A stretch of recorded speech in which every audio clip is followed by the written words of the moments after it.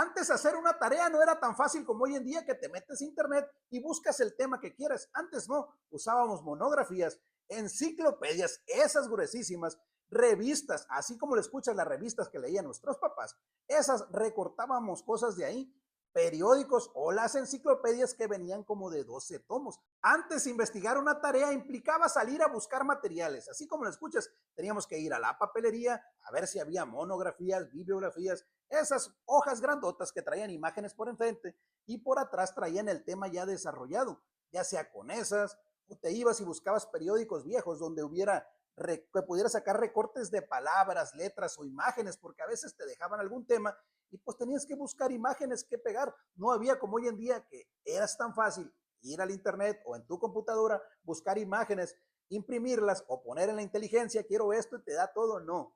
Antes teníamos que buscar en un montón de cosas. Si no hallabas en el periódico, sobre las revistas, ni modo. A empezar a recortar las imágenes o productos para luego pegarlas probablemente en una cartulina o en una hoja, porque nuestros trabajos eran así, llevarlo en físico, ya pegabas a una cartulina y después probablemente te tocaba exponer o explicar cosa tras cosa. Era hasta divertido porque arrancabas a la papelería o la tienda del barrio, esa que vendían de todo, y le pedías, tiene una monografía del sistema solar o de los héroes de la independencia, de los vertebrados, de lo que te hayan dejado, y sacaba el señor un paquete así de grande con un montón de hojas, y ahí está uno por uno buscando, hasta que sacaban esa hoja, ahí te salvaban, se la comprabas y arrancabas, te ibas y ahora sí, a buscar la información, a copiarla, o a veces cuando comprabas las bibliografías, esas pequeñas donde venía una persona enfrente y su historia por la parte de atrás, se te iba el rollo y lo pegabas.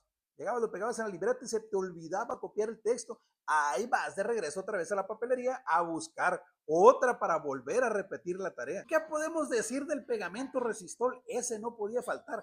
Más ese de boliche, esa que tenía la tapita de colores, que era un resistol blanco, con ese hacíamos los trabajos. Empezabas a aplicarlo, se hacía un pegosteadero, o para entretenerte empezabas hasta echarte la mano para luego despegarte. Muchos de nosotros nos tocó que se nos acabara el resistor cuando estabas haciendo la tarea. Era tarde, no había dónde comprarlo. ¿Y qué entraba ahí al juego? El engrudo. ¿A poco no recuerdan agarrar harina, agua caliente, revolver y hacer engrudo para pegar trabajos? Si no hallabas resistol, si no tenías cómo pegarlo, como sea, tú tenías que presentar tu tarea. Entonces agarrabas engrudo, le ponías a tus papelitos y ahí lo pegabas. Al otro día ibas bien orgulloso con tu cartulina con el tema que te había tocado. Porque antes hacer la tarea era como algo familiar. Ahí estaba tu mamá buscándote cosas, revistas para que encontraras esas imágenes, tú recortando, haciendo dibujos. A veces se asomaba tu papá y mirabas que el dibujo no estaba muy bien. Y terminaba renegando, pero terminaba haciendo el dibujo para que lo presentaras, para que se mirara más bonito. Algunos no nos gustaba que nos ayudaban, pero era un clásico que de repente llegan con algunos trabajos que se notaba que no estaba hecho por alguien de 7, 8 años, ¿no? Se miraba que estaba bien delineado, bien recortado, y se notaba pues que probablemente mamá o papá les ayudó a hacer ese trabajo. Pero antes de hacer la tarea implicaba paciencia, paciencia hasta para llevarlo a la escuela. Llevas esa cartulina con mucho cuidado, que no se te doblara, que no se rompiera, que no se despegaran las cosas. Y a veces llegabas y cuando la abrías, se empezaban a caer los papelitos. Ahí andabas tratando de solucionarlo. Pero era bonito, era una forma diferente. Hoy en día probablemente ya no ocupen un pasante, porque tienen impresoras, tienen copiadoras. Ya no ocupen llevar imágenes como las que llamamos monografías, bibliografías, porque pues todo lo pueden buscar. Ya no ocupen esas enciclopedias tan grandes o esas enciclopedias de 12 tomos que fueron tan populares para nosotros, que era la forma en la que podíamos acceder a la información. Ya todo lo tienen a la mano, con un dispositivo buscan todo.